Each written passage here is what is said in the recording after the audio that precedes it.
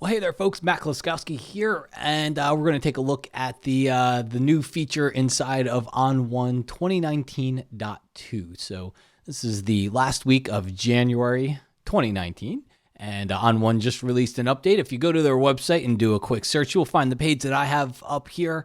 You can kind of review what's new. If you're already an owner, you can, of course, log into your account, download. If you want to find out more about it, just go to on1.com/MattK, and that'll take you right to a page. But as you can see here, really the main feature in the .2 release here is the new AI Quick Mask tool. There are some important performance enhancements, some new supported cameras, lens profiles, and bug fixes as well. But let's take a look at the new feature here. So I've got a photo that I took over from Browse over into Edit.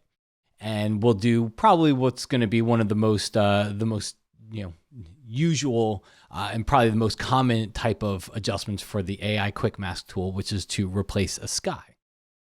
So the place you're going to find it, if you go over here to the left-hand side and you click on your mask tool, what you're going to see is you've got your normal icons that were up here, which is your brush or either of your masking bugs, but you're going to see a new one over here that says AI, and it's got a little brush next to it. So you just click on that to enable it, and it gives you a couple on-screen little hints here as to what to do with it.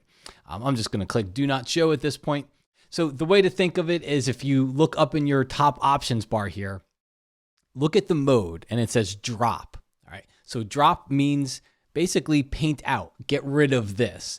And if you look and you kind of expand that a little bit, it says keep. So keep says, I want to keep this. So you're essentially going to scribble or paint on things you want to get rid of, and then you're going to scribble or paint on things that you want to keep. So we're in drop mode. I want to drop out the sky. So I would just go over here and start painting along the sky like so. And then I can change my mode, or you can just hold down the Option key on the Mac or the Alt key on the PC, and then you can go into keep mode. So keep mode is green and drop mode is red. And so then I just come down here and scribble along and say, I want to keep all of this stuff. All right. Once I'm done with that, then I come up to the top and I just hit apply. And ON1's going to do all kinds of fancy schmancy math and all that stuff. And it's going to come out with essentially a mask that we can now do something with. So you can see we got the red area and we got the green area. And then I can just go ahead and there's nothing that says you can't go in here if it didn't keep something that you wanted to keep, like you can see a little bit of that mountain up here. All right. So I'll make my brush a little bit smaller with the left bracket key. I'm going to hold down Option or Alt for plus to keep, and then just kind of paint over that little area up here, hit apply. And you can see it kind of snatched up that area and kept it into the area that we want to keep. So at this point, click on Done. And it is going to leave you over in your layers area with a mask on your layer. So now in order to replace the sky, we have to go in here and we have to put another sky behind it. Before I do that, I would just kind of show you here. I'm going to zoom in. I'm pressing Command or Control plus, and I'm kind of zooming in. So if you were to look, you could see this area right over here. To me, it kind of faded it a little bit more than it was before. In fact, if you click on the mask itself and then click on View, you'll notice it's not totally white there. See how it's kind of a little bit gray in some areas and whatnot. So that means it didn't totally keep the whole thing. So what we can do is kind of just force it to do what we want.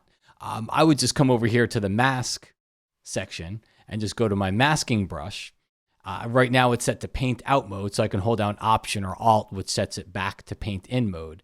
And I would just go over here, maybe make it a little bit smaller, and go in here and just kind of paint in some of those little areas. It was pretty nitpicky, but it got most of it. There's just a couple of little holes inside of there that I thought were worth going through. And it's easier to do it now because I don't want to risk putting a sky in there and then not, kind of missing it and wondering, can I see through to the sky or whatnot? It might be harder to see through it later, but okay. So at this point, now we have our foreground ready. Let's head over into our layers area, and we're just going to click on that little plus button. It's going to open up the folder.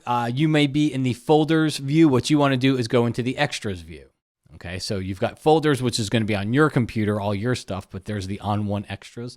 This is the stuff that comes with ON1. I'm going to go to the ON1 extras folder, go to backgrounds, and I'll go to skies. And let's go ahead. Let's try sky 14. And I'll click on add as layer. That layer is way too big for our image. So all we got to do is go over here, click on the move tool. And then right up there at the top, there's a little setting up there that will fill the canvas with whatever layer. So it's basically a quick way to resize that layer to fill your entire canvas. So I'm just going to click on that. And that basically forces that layer to fill the canvas. Okay. And I usually, just so I don't have to be perfect when I resize this later, because I'm going to have to drag it around, I usually extend the edges just a little bit. And that just gives me a little breathing room when I start to move this around. Now, before we move on, I am going to do a very, very quick break in to my own video for a word from our sponsor, which as always is me. All I'm going to ask everybody is that if you like these videos, if you could do me a huge favor and just subscribe. So if you're watching this over here on YouTube, YouTube has obviously a little way to subscribe to the channel. And there's even a little bell that you can ring if you want to get notifications. I usually post about once or twice a week, so you're not going to get bombarded from me, but I would greatly appreciate it if these videos do help you, if you could help out there as well. Last thing that's left to do as far as at least getting the sky into this is it's on the layer at the top. We put our foreground and our mask on the layer at the bottom. So all we got to do is drag this top layer and just take it down one layer so it goes below that. And then now comes the hard part, right? So to me, a lot of the tools have actually been good for a long time as far as masking. The most common things I see when it comes to masking mistakes are not necessarily the mask is wrong. It's somebody has put the wrong sky into a foreground, a sky that doesn't match.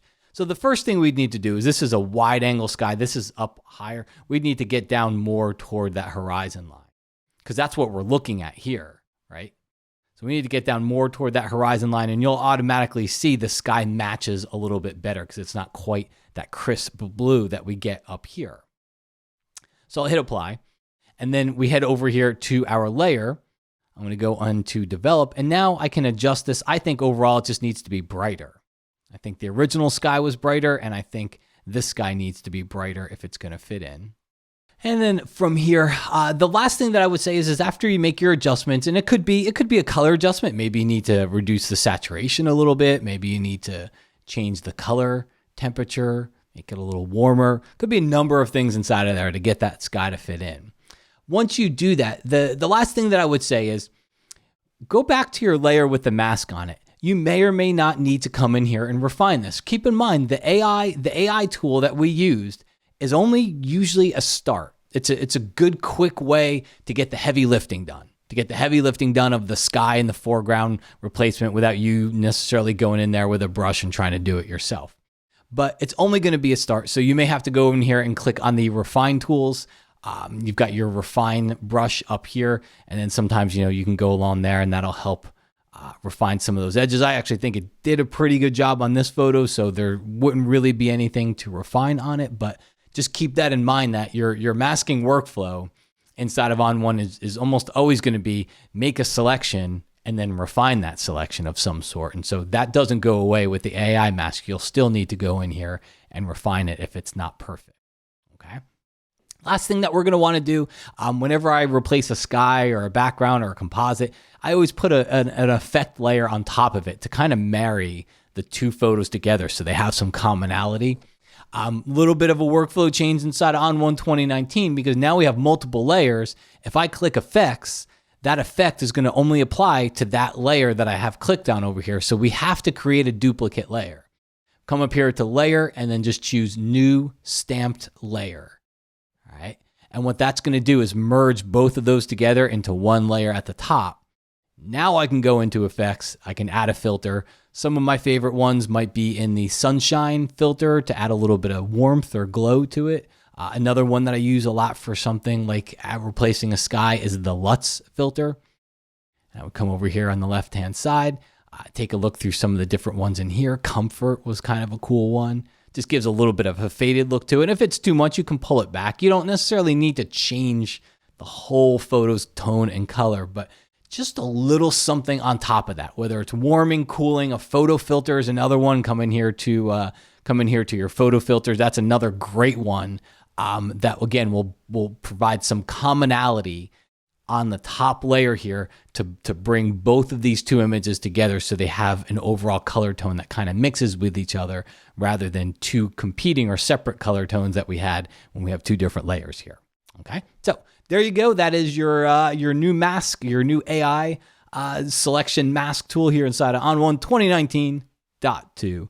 If you want to find out more, and if you're not an ON1 user and you want to find out a little bit more about it, you can head over to on1.com/MattK. They set up a page over there for people that follow me, and you can find out a little bit more, get a good deal on the software. And of course, if you already own ON1, then log into your account and make sure you download the update.